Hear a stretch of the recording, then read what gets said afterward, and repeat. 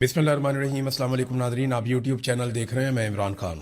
Nadreen, सबसे पहले तो जो हम वीलॉग कर रहे हैं, लगातार लाहौर में ख़वातीन के साथ ज़्यादती की गई और ये गैर मुल्की ख़वातीन थीं। ये मामला एक सादा मामला नहीं है। पाकिस्तान में रोज़ाना बहुत सारी ख़वातीन के साथ ज़्यादती के मामलात होते हैं, जुल्म के मामलात होते हैं, बहुत सारे रिपोर्ट होते हैं, बहुत सारे रिपोर्ट भी नहीं होते। हमारे जैसे मुआशरे में ये चीज़ें और पूरी दुनिया में भी होती रहती हैं। लेकिन ये मामला इतनी हसासियत क्यों इख्तियार कर गया? नंबर एक, ये ख़वातीन गैर मुल्की थी, पाकिस्तान की आलमी सतह पे बदनामी हुई। अब इंटरनेशनल मीडिया में भी इक्का दुक्का जगह पे ये खबर छपी है। जब ये मजीद फैलेगी, ये ख़वातीन किसी जगह पे जाकर बयान देंगी तो सूरत हाल मजीद बिगड़ती जाएगी, तो पाकिस्तान के लिए एक बदनामी है। नंबर दो, ये मामला जो है वो जुड़ा है शाही ख़ानदान के साथ, यानी जो पाकिस्तान का हुक्मरान ख़ानदान है। पंजाब में उनकी वजारत आला है, वफाक में उनकी हुकूमत है, पाकिस्तान का नायब वज़ीर आज़म भी है, पंजाब में भी उनका एक वज़ीर है अली डार, और नायब वज़ीर आज़म का नवासा है, एक और जो वज़ीर है उसका वो भांजा है, नवाज शरीफ के साथ उसकी तस्वीरें हैं, बाकी फैमिली मेम्बर्स के साथ उसकी तस्वीरें हैं, और अब तो तस्वीरें भी लोग सोशल मीडिया पे उठा उठा कर डाल रहे हैं। तो ये सारी चीज़ें जो हैं वो अहमियत इख्तियार कर जाती हैं जब एक रॉयल फैमिली या जो हुक्मरान फैमिली है वो उसके साथ जुड़ी है इतने बड़े जुर्म के साथ। और दूसरा, वो जिन ख़वातीन के साथ जुल्म हुआ वो गैर मुल्की शहरी हैं और ऐसे ममालिक की शहरी हैं जहाँ पे ह्यूमन राइट्स को बहुत ज़्यादा अहमियत दी जाती है। अब एक नई चीज़ सामने आई है जो हिला देने वाली है। देखिए, एक प्रेस रिलीज आई थी डीआईजी फैसल कामरान की, और उस प्रेस रिलीज के अंदर सबसे पहला जो जुमला था वो क्या था? Maryam Nawaz in action. और फिडमुत ताड़े पुलिस होने होते, यानी डीआईजी ने सबसे पहले जो जुमला लिखा वो क्या लिखा कि मरियम नवाज इन एक्शन। उसके बाद बताया जी मरियम नवाज ने हमें हुक्म दिया तो उसके बाद हमने औरतों को 2 घंटे के अंदर बाजियाब करवा लिया। अगर मरियम नवाज हुक्म ना देती तो क्या 2 घंटे में बाजियाब ना होती? तुम लोग ऐसे ही बैठे रहते चुप करके बेशर्मों की तरह। असल कहानी अब खुली है। डीआईजी का झूठ भी पकड़ा गया, मरियम नवाज का झूठ भी पकड़ा गया। जितने सहाफी 2-3 दिन से खबरें दे रहे थे उन सबका झूठ पकड़ा गया, और यह भी पता चल गया कि ये किस लेवल के दरबारी लोग हैं और किस तरीके से हकीकत को छुपाया जा रहा था। हमारे पास यही खबर आ रही थी क्योंकि पाकिस्तान के सोर्सेज यही बता रहे थे, लेकिन यासर शामी को शाबाश है और जीशान अजीज को, जो उर्दू पॉइंट से, इन दोनों को शाबाश है। इन्होंने शानदार काम किया इस केस में। हुआ ये कि ये खवातीन बाजियाब नहीं करवाई पुलिस ने, ये हादसाती तौर पे सामने आ गया। ये कैसे हुआ? यासर शामी साहब ये सारी स्टोरी सामने लेकर आए। हुआ ये कि 1 जुलाई को रजा डार नामी जो बंदा है, जो इसहाक डार का नवासा है, नवाज शरीफ का रिश्तेदार, रजा डार नामी जो बंदा है वो इन खवातीन को उस घर से लेकर भागा। अब ये खवातीन ने अपने बयानात में अदालत में भी कह दिया है, लेकिन वो बयानात जो अदालत के थे उनको सील कर दिया गया था कि वो पब्लिक देख ही ना सके कि उसके अंदर उन्होंने क्या कहा। और सील करने के 48 घंटों के बाद उन बयानात को अब मंजर आम पर लाया गया है। एक तो ये सवाल है ना कि दफा 164 के जो बयानात थे इन दोनों खवातीन के, जो इन्होंने मजिस्ट्रेट के सामने दिए थे, उन दोनों बयानात को सील किस लिए किया गया? और 48 घंटों के बाद जब ये खवातीन पाकिस्तान से जा चुकी हैं तो फिर इन बयानात को डी सील कर दिया गया, पब्लिक कर दिया गया। तो ऐसा क्या है जो इन बयानात में से मिटा दिया गया या हटा दिया गया? अभी तक तो एक बॉस है जिसे बचाने की कोशिश की जा रही है और सारी कड़ियां मिल मिलकर वापस बॉस की तरफ ही जाती हैं। ये लड़का गाड़ी में लेकर भागा उन 2 लड़कियों को और उन्हें एयरपोर्ट की तरफ लेकर जा रहा था। रास्ते में एक टोयोटा का शोरूम है और उसके सामने एक फिल्टर हाउस है। वहां पे ये लड़का हार्न दे रहा था, डिपर्स मार रहा था, गाड़ियों को आगे से हटने का कह रहा था, और ऐसा लगता है कि शायद ये इन औरतों को एयरपोर्ट पहुंचाना चाहता था या कहीं शिफ्ट करना चाहता था या पाकिस्तान से बाहर निकालना चाहता था। कुछ ना कुछ तो इसके दिमाग में चल रहा था, लेकिन ये बहुत इमरजेंसी में था, ये गाड़ी भगा रहा था। अब सबूत भी मिल गए हैं। इसने एक फैमिली की जो गाड़ी है उसको पीछे से आके टक्कर मार दी। वहां पे जो है वो गाड़ी उसकी भी रुक गई, वो फैमिली वालों ने अपनी गाड़ी रोक दी। तो अचानक उस गाड़ी में से 2 खवातीन, ये दोनों गैर मुल्की खवातीन, ये उतरती हैं और शोर मचा देती हैं। और ये इतना शोर मचाती हैं, इतनी पैनिक हो जाती हैं कि वो जमीन पे बैठ जाती है उनमें से एक खातून, और दूसरी जमीन पे लेट जाती है शोर मचा के। तो वहां पे आवाम की भीड़ इकट्ठी होना शुरू हो गई। तो ऐसे में वो लड़का जो था वो वहां से उस गाड़ी को लेकर भागा जो इन्हें लेकर शिफ्ट कर रहा था। वो गाड़ी लेकर भागता गया और उसकी फुटेज भी यासिर शामी ने 2-3 जगह से इकट्ठी की कि कैसे वो जिगजैग करता हुआ बहुत रैश ड्राइविंग करके वहां से भागता चला जा रहा है। वो वहां से भाग गया और खवातीन जो है वो عوام کے ہتھے چڑھ گئی. عوام وہاں پہ آس پاس چاروں طرف وہاں پہ اکٹھے ہو گئے اور فلٹر ہاؤس والی جگہ پہ ان کو پانی شانی پلایا, پولیس کو کال کی 15 پہ. تو اس طریقے سے وہاں پہ پولیس پہنچنا شروع ہوئی. یعنی اگلے 15-20 منٹ کے اندر ایک گاڑی آئی, پھر ایک اور گاڑی آئی, پھر پونے گھنٹے کے بعد 15 پولیس بھی آئی. تو ساری پولیس تھوڑی دیر کے بعد اکٹھی ہو گئی اور ان خواتین کو اپنے ساتھ لے کر چلی گئی. وہ جس بندے کی گاڑی ٹھوک کے بھاگ گیا تھا رضا ڈار, اس گاڑی کا کوئی پرسانے حال ہی نہیں ہے. وہ اپنی ایف آئی آر کروانے گئے تو ان کی ایف آئی آر پولیس دے ہی نہیں رہی. پولیس کہہ رہی جی پہلے آئے تھے معاملہ ٹھنڈا ہو جائے, ہم تو ادھر پھنسے ہوئے سارے کے سارے, ہم آپ کا کام کیسے کریں, آپ کی ایف آئی آر کیسے کریں, جو اپنی گاڑی خود ہی ٹھیک کروا لو. یہ ہے اصل کہانی. اب یہاں پہ بہت سارے دانشور, بہت سارے صحافی جو کہانیاں سنا رہے تھے, جی مریم نواز کا سسٹم وہ کام کر رہا تھا. جیو فینسنگ کی جناب پولیس نے جناب ٹریک اینڈ ٹریس کا پورا ایک سسٹم لگایا. سیف سٹی کے کیمراز جو ہے وہ کمال کاروائی کر رہے تھے. اور فڑے منہ تڑے سیف سٹی کے کیمراز 9 مئی والے دن تو کام نہیں کر رہے تھے. جب پی ٹی آئی والے احتجاج کرنے کے لیے کور کمانڈر ہاؤس کے باہر پہنچے تو پورے کنٹونمنٹ کے کیمراز کے اندر آج تک فوٹیج نہیں مل رہی. پتہ ہی نہیں چل رہا کہ وہ سی سی ٹی وی کہاں گئی. تو یہاں پہ سی سی ٹی وی کیمرہ جناب وہ بھی نکلا ہے, یہ بھی کر لیا, وہ بھی کر لیا. کیا کیا وہ میں آپ کو بتاتا ہوں. اینی شاہدین یہ بتاتے ہیں کہ جس وقت یہ لڑکیاں برآمد ہوئیں, یعنی پولیس وہاں پہ پہنچی, انہوں نے دیکھا کہ یہ وہ غیر ملکی لڑکیاں ہیں. اب پولیس کو تو لوگوں نے دی تھی, وہ لڑکا تو لے کے بھاگ رہا تھا. یہ بازیابی والا ڈرامہ تو ختم ہو گیا. مریم نواز کے ایکشن والا ڈرامہ بھی ختم ہو گیا. مریم نواز ان ایکشن وہ والا ڈرامہ بھی ختم ہو گیا. جناب خواتین میری ریڈ لائن ہے وہ والا ڈرامہ بھی ختم ہو گیا. یعنی یہ اتنے جھوٹے ہیں, اتنے جھوٹے. یہ مریم نواز کو جھوٹ بولنے کی ایسی گھٹیا اور گندی عادت ہے نا, اتنے ساری عمر جھوٹ بولا ہے. جو سٹیٹمنٹ اٹھاؤ جھوٹ بولا. کبھی یہ فرائی پان سے کپڑے استری کر رہی ہوتی ہے, کبھی یہ شیشے میں ملا کے ساتھ مکس کر کے اس میں گڑ کھاتی ہے, عجیب عجیب حرکتیں کرتی ہے. کبھی یہ کیلبری فونٹ لے کر آ جاتی ہے, کبھی یہ کہتی ہے میری برطانیہ تو کیا پاکستان میں بھی کوئی پراپرٹی نہیں ہے, پھر ہر طرف اس کی پراپرٹی نکل آتی ہے. کبھی یہ اپنی بی ایم ڈبلیو کو نہیں مانتی. میری سمجھ سے بھائی, کبھی کہتی ہے ہم بہت غریب ہوتے تھے, کبھی یہ کہتے ہیں ہم بہت امیر ہوتے تھے. اس عورت کی نا جھوٹ بول بول کے کیونکہ یہ ایک پولیٹیکل لیڈر ہے اس لیے میں اس پہ تنقید کر سکتا ہوں, اور یہ عورت کارڈ کے پیچھے چھپ بھی نہیں سکتی.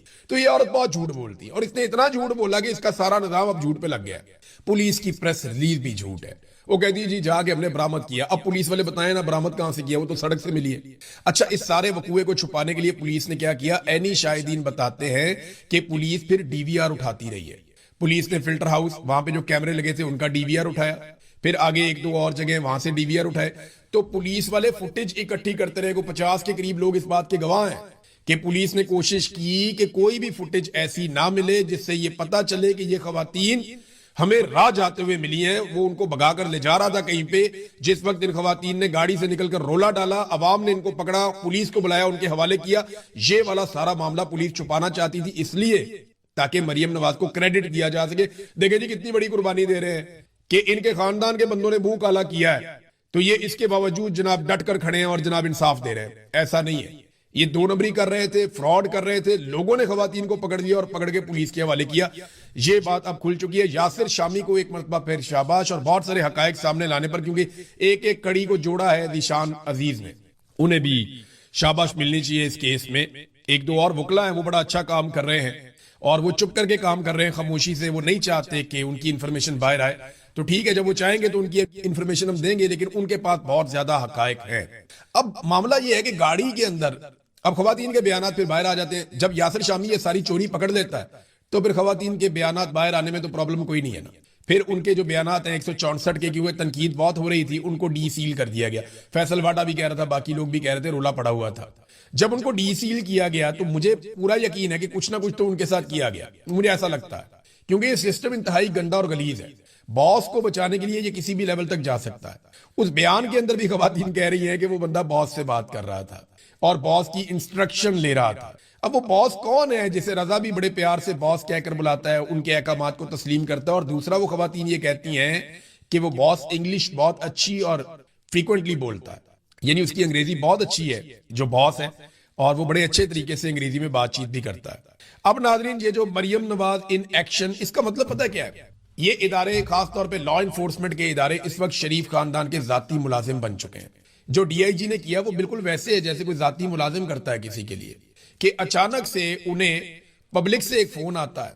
یہ ضرور ہے, وہ بات پھر کلیئر کر دوں کہ وہ بات ٹھیک ہے کہ وہ لڑکیوں کے والد نے رابطہ کیا, اس نے کوشش کی, وہ ایمبیسی متحرک ہوئی, یہ لوگ پریشان تھے، یہ بھاگ دوڑ کر رہے تھے، لیکن خواتین کو غائب کیا جا رہا تھا. ہو سکتا ہے انہیں پاکستان سے باہر نکال دیا جاتا، معاملہ ہی ٹپ کر دیا جاتا، لیکن کیونکہ بیچ میں آ گئی پبلک اور قدرت، اور پبلک نے پکڑ لیا سارا معاملہ، گاڑی کا ایکسیڈنٹ ہو گیا، تو پھر انہیں نہ چاہتے ہوئے بھی یہ سارا معاملہ سامنے لانا پڑا اور اس کو ڈاکومنٹ کرنا پڑا. ایف آئی آر کی کوئی اوقات نہیں ہے، میڈیکل کی کوئی اوقات نہیں ہے، یہ بندے تھوڑے عرصے میں چھوٹ جائیں گے. نجم سیٹھی نے بھی کہا ہے، نجم سیٹھی سابق وزیر اعلیٰ بھی رہا نگران، تو وہ ویسے ہی نہیں بات کی، وہ واقعی میں انہوں نے اتنے سارے سکم چھوڑ دیے ہیں کہ اب یہ کبھی بھی چھوٹ جائیں گے یہ لوگ. لیکن ذاتی ملازموں والا سلوک کیا ہے، یعنی ذاتی ملازموں والی حرکتیں ہیں جو اس وقت پولیس نے کی، خاص طور پہ ڈی آئی جی نے، ایس ایس پی نے، مریم نواز کو راضی رکھنے کے لیے. اور ناظرین اب بھی میں آپ کو یہ بتاؤں کہ اصل بندہ باس ہے جس کو بچانے کی کوشش کی جا رہی ہے، اور میرا یہ خیال ہے کہ ان خواتین کو خریدنے کی بھی کوشش کی جائے گی. یہ بیرون ملک موجود بھی ہوں گی تو ان کو 10-15 ملین ڈالر بھی دیے جا سکتے ہیں، اس سے زیادہ پیسہ بھی دیا جا سکتا ہے کہ آپ نے باس کو نہیں پہچاننا، آپ نے کبھی نہیں بتانا کہ باس ہے کون.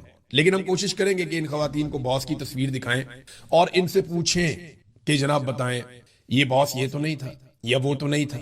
اور جس دن انہوں نے بتا دیا کہ یہ والا بندہ باس ہے تو پھر یہ والا بندہ جو ہے وہ اپنی خیر منائے. بہت جلدی آپ کو یہ چیزیں سمجھ آئیں گی. اب ناظرین آزاد کشمیر میں ایک نئی اپیل کی گئی ہے اور یہ عمر نذیر کشمیری صاحب نے کی ہے. یہ اپیل میں آپ کے سامنے رکھتا ہوں. انہوں نے کہا جی آزاد کشمیر کے تینوں ڈویژن بالخصوص اہلیان مظفر آباد، جہلم ویلی اور نیلم ویلی کے عوام سے میری اپیل ہے کہ شوکت نواز میر اور دیگر سینکڑوں نہتے عوام کی جبری گمشدگیوں، کشمیریوں کے قتل عام اور مطالبات پر عمل درآمد کے لیے بھرپور قوت کے ساتھ کل بروز اتوار گھروں سے باہر نکلے اور بھرپور احتجاج کریں.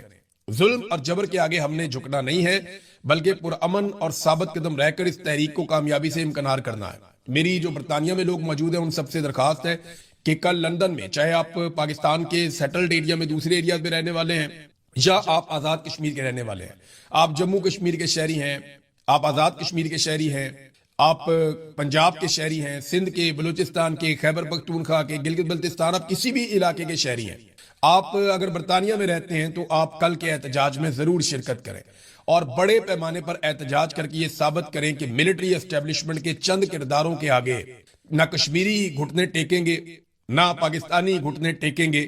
ہم جمہوریت کے لیے، آزادی اظہار رائے کے لیے، اپنے حقوق کے لیے، خاص طور پہ انسانی حقوق کے لیے اور سچائی کے لیے لڑیں گے. ہم پیچھے نہیں ہٹیں گے.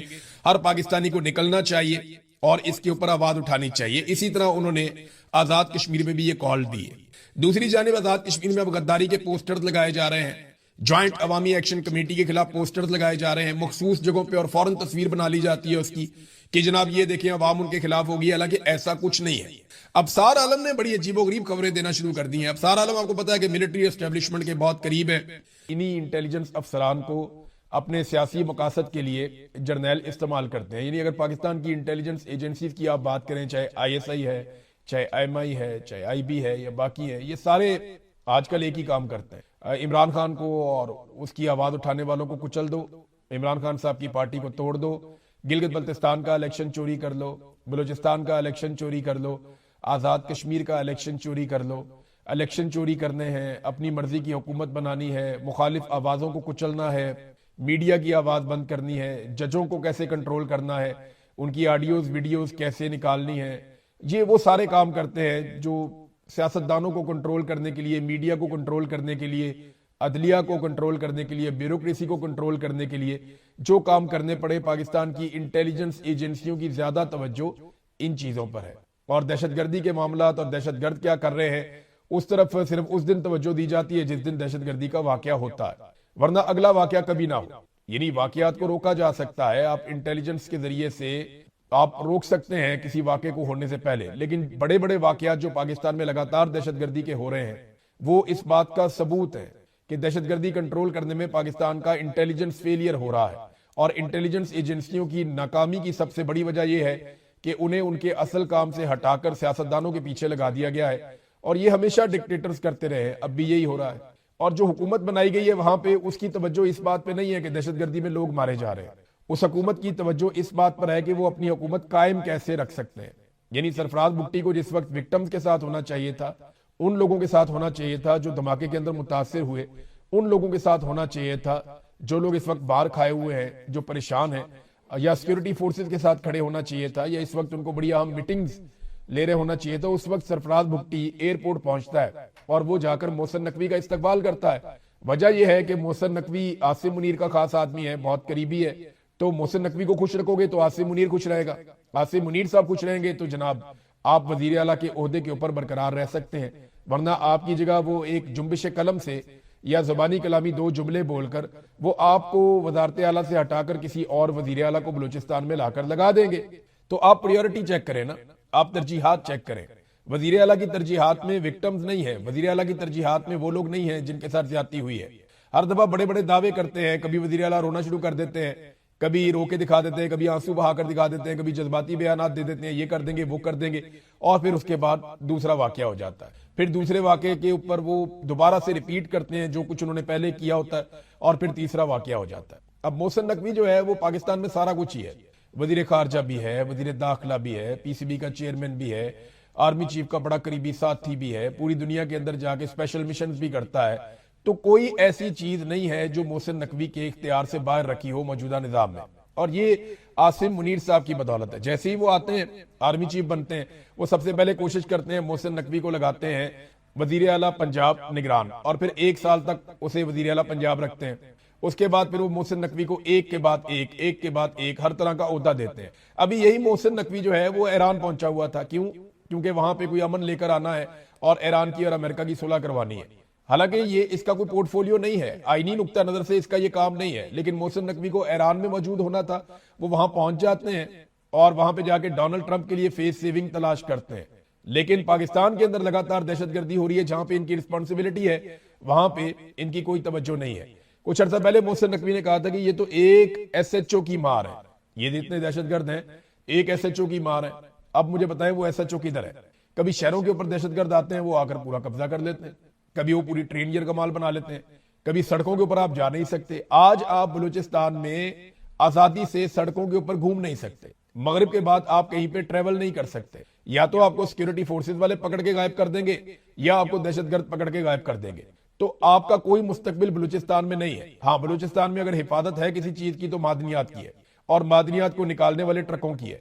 उन गाड़ियों की हिफाजत है जिन पे मादनियात पहुंचाई जाती है, उन कंटेनर्स की हिफाजत है, यानी जिनको बड़ी हिफाजत के अंदर निकाला जाता है कि जनाब इसके ऊपर मादनियात जा रही है हमारे गैर मुल्की आकाओं की, लिहाजा इनको यहां से बिल्कुल महफूज तरीके से निकालना है। यही काम जो है वो खैबर पख्तूनख्वा के कबायली इलाकों में भी होता है। बहरहाल भुट्टी साहब नकवी को गले लगाने के लिए, इस्तकबाल करने के लिए एयरपोर्ट पहुंच गए, जिस वक्त उन्हें होना चाहिए था मुतासरीन के साथ। अब नाजरीन, आसिम मुनीर साहब जिनकी प्राइम रिस्पॉन्सिबिलिटी है पाकिस्तानियों की हिफाजत करना, एक तो ये सूबाई सब्जेक्ट है, लेकिन इसके साथ क्योंकि बलूचिस्तान एक ऐसा सूबा है जहां पे फौज पूरी तरह से कंट्रोल रखे हुए है, हर जगह पे उनकी चौकियां बनी हुई हैं और हर जगह पे फौजी निजाम ने कंट्रोल किया हुआ है अमन व अमान के मामलात को, तो रिस्पॉन्सिबिलिटी तो पाकिस्तान के आर्मी चीफ की भी बनती है। लेकिन पाकिस्तान के आर्मी चीफ ने पूरी दुनिया में रिस्पॉन्सिबिलिटी ली हुई है कि यहाँ भी मैं जाऊंगा, वहां भी मैं जाऊंगा, इसको भी मैं मिलूंगा, खारजा पॉलिसी भी मैं बनाऊंगा, दाखिला पॉलिसी भी मैं बनाऊंगा, मईशत की पॉलिसी भी मैं बनाऊंगा, मुल्क पूरा कैसे चलेगा मैं बताऊंगा, पूरी दुनिया में ताल्लुकात मैं बनाऊंगा। तो आलमी सतह पे पजीराई तो आसिम मुनीर साहब इकट्ठी कर रहे हैं। देखिए, ट्रंप का सहारा जितना मजबूत है ना, ये बात मेरी आप लिख कर रख लीजिएगा, और ये मेरी बात आपने याद रखनी है, ये मैं आपको फिर कभी सुनवाऊंगा। डोनाल्ड ट्रंप का सहारा जितना मजबूत है ना, ये उतना ही नाकाबिले एतबार भी है। यही पाकिस्तान तहरीक इंसाफ के लोगों के साथ हुआ। इन्होंने मुझे राब्ता करके हलफ ले लेकर कहा कि डोनाल्ड ट्रंप से हमारी मुलाकात हो गई, उसके बेटे से मुलाकात हो गई, उन्होंने हमें ये इंफॉर्मेशन दे दी। डोनाल्ड ट्रंप ने कहा कि जनाब मैंने एक कॉल कर दी है और आपको थोड़े दिनों में नजर आएगा पाकिस्तान में इंसानी हकूक की खिलाफ वर्जियां बंद हो जाएंगी। हम पाकिस्तान पर दबाव डालेंगे, पाकिस्तान की मिलिट्री एस्टेब्लिशमेंट पर, कि वो पाकिस्तानियों के साथ जुल्म और ज्यादती बंद करे, मैंडेट का एहतराम करे, आजादी का एहतराम करे। लेकिन डोनाल्ड ट्रंप पाकिस्तान में जालिम रजीम के साथ खड़ा हो गया। वो जितना ताकतवर है उतना ही नाकाबिले एतबार है। पाकिस्तान तहरीक इंसाफ को ये धचका लग चुका है, और अमेरिका में बेशुमार और लोगों को ये धचका लग चुका है। अब आसिम मुनीर साहब का तकिया अगर डोनाल्ड ट्रंप की ताकत के ऊपर है तो याद रखिएगा उनका जो इस वक्त सपोर्टर है वो बहुत ताकतवर जरूर है, लेकिन ये उतना ही नाकाबिले एतबार भी है, आप उस पर भरोसा नहीं कर सकते। और पाकिस्तान में आसिम मुनीर साहब की सूरत हाल ये है कि नून लीग और पीपल्स पार्टी दोनों के जनाजे इनके कांधों पर हैं, और इन जनाजों को लेकर वो पांव घसीट घसीट के चल रहे हैं और पाकिस्तान नहीं चल पा रहा। ये आसिम मुनीर साहब ने बोझ उठाया हुआ है, फौज नहीं उठाया हुआ है, پوری فوج جو ہے وہ اس کے لیے رسپانسبل ہے. جب ایک آرمی چیف ایک حرکت کرتا ہے تو پھر فوج پوری ذمہ دار ہو جاتی ہے نا اس کے